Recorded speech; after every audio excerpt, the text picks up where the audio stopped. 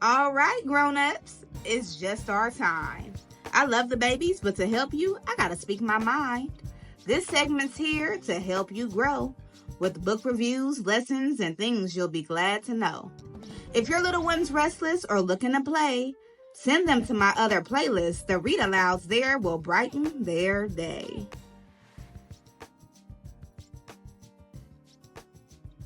Hello, beautiful people. Welcome back to the Teacher Lady Show.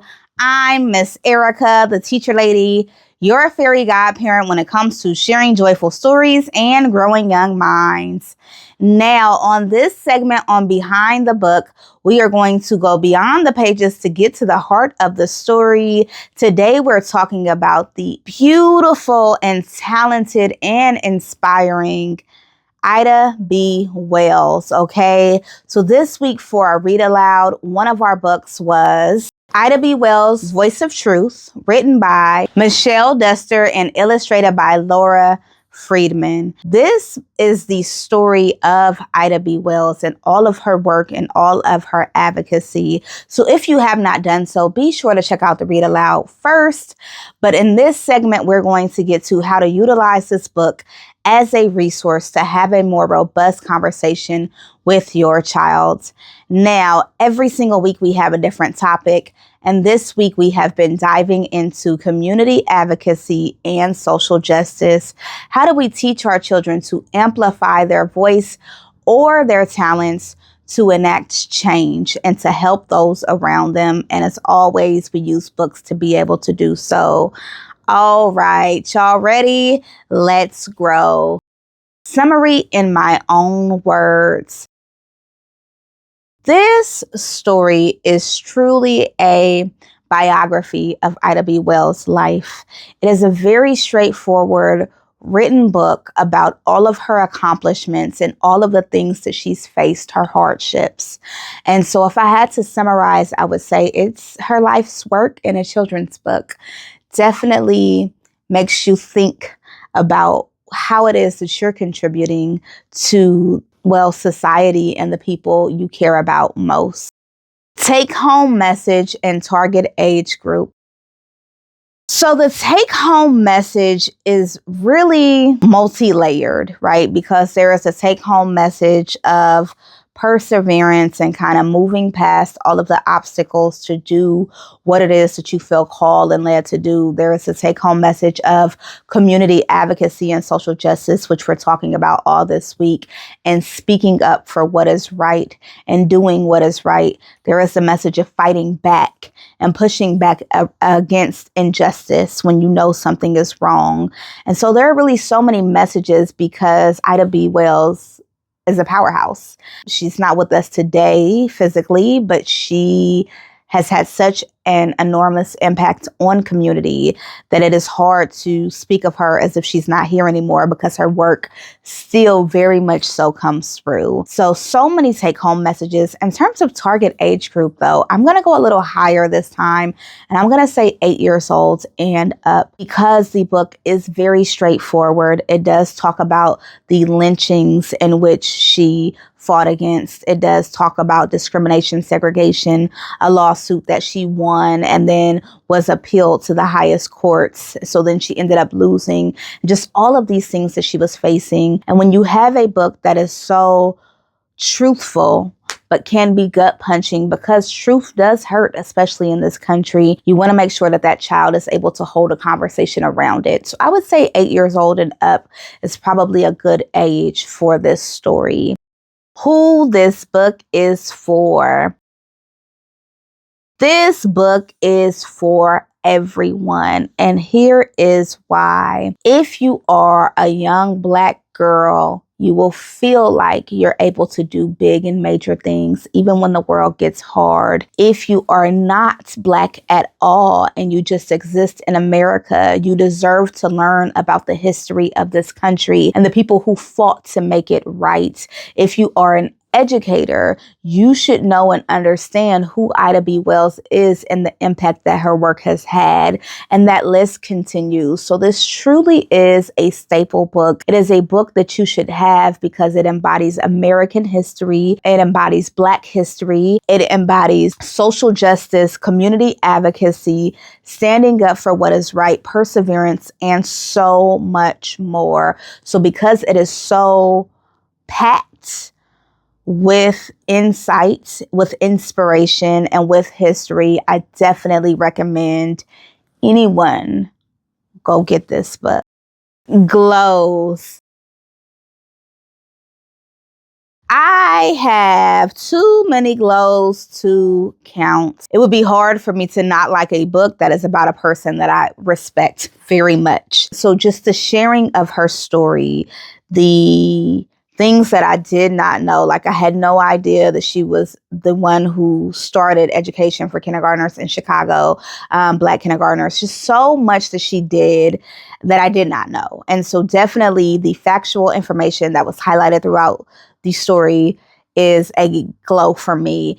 In the back of the book, along those same lines, there is a timeline of Ida B. Wells in her life and what she did year by year, as well as pictures, which is another glow for me because it truly is a biography, a history book, a reminder to speak up, and so much more. Lastly, I would say I talk about with a lot of picture books and children books, we tend to shy away from the truth as this goal to kind of soften the blow. And sometimes the blow cannot be softened, and children deserve to understand and know the history of what people of color have faced in this country, Black women have faced in this country, things that we still face in this country. And so I can appreciate that the author did not soften the blow.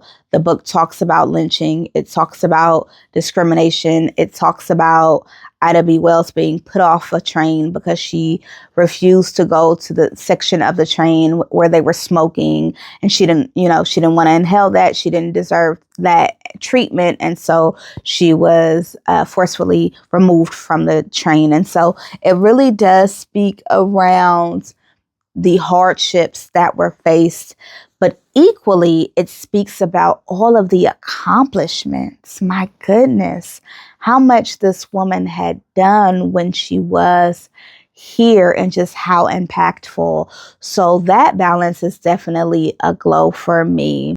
Grows. I would say that my only growth for this story is that it lays out very clearly her accomplishments and very clearly the things that she experienced. But I wouldn't say it's written in a way of a picture book in the sense that a story is told. So let me try to be a bit more clear. There are kind of two ways to go about a biography when it comes to children's books. You can write a story like, for example, Toni and her quest for gold. That is also in many ways a biography, right? It is about Toni Morrison and kind of her experience being a writer, but it's also a children's story. Or you can write a book that is more geared towards children, but very matter-of-factly in the sense of a biography. And that's what this book was.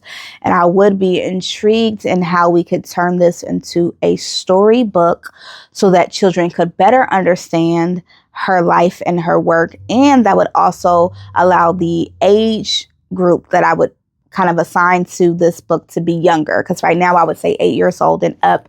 And if it took more of an approach of a story, younger children would also be able to experience this work. So that would be my only grow. Overall, super grateful. I love the fact that this is her, I believe it's her great grandmother, the author of the book. And so just to continue to share her family's history and lineage was really amazing. And I appreciate that. Discussion points to have with your child. If you read this book with your child, they are probably going to have questions or feel uncomfortable. You need to be ready to discuss the history of injustice in our country, things like lynching, things like why those Black owners lost their grocery store because they were costing white people business. You need to be able to have an uncomfortable conversation around segregation within schools, around why Black people are disproportionately, represented in terms of statistics and numbers. And so some of the discussions that you will have are just around the history of this country. The first week on this show, we do talk about Black history and slavery, and we hit some of that. And so if you need support in having that conversation, definitely go check out that resource. But in that same breath of holding the discussion around all of the issues with this country, I would also hold a discussion around what was done to implement change. Because it wasn't like she was like, this isn't cool, and then went to sleep. This woman worked to make a change, even for people who don't know that she existed, even for people who did not know that she existed. She was that one. And so truly bringing in the conversation of her accomplishments, of the things that she did. And then lastly, being that this week is all about community advocacy and social justice, I would bring up, how do we contribute to solving the issues that we know are wrong? How are we giving back and supporting? There are a lot of social justice issues in our country and in the world in general. And how are we contributing to be a positive change around that? Some people protest, some people strike and boycott certain places. I know for me, a lot of my social justice work has been in the classroom, and I became a teacher and an educator. Then I went into educational leadership. I became an author so that my books can help share messages around social justice, around empowerment, around diversity. And so I would have a conversation around, how does our family contribute to making societal changes? And what can we do if we're not doing anything right now? Because the only way that we'll continue to move the needle in the right direction is for us all to participate. Okay? Final thoughts. Wow. Ida B. Wells, Voice of Truth. This book is definitely one that I would not read before bed, because the way that your brain will just be turning, but it is so needed. It is such a wonderful and inspiring reminder that with our life, we can make great change. Okay. Thank you for learning with me, for growing with me, and for being part of this book-loving community. Be sure to check out the book. There's a purchase link in the description below. Along those same lines, I am also an author and an illustrator of 9 beautiful books. And those books inspired something called the Empathy Library, which is a pay-it-forward program to get intentional books to children in need. Okay, so go on the website and check that out. Donate what you can. But until next time, you remember to enjoy the moment, or go be a joy in the moment. Bye.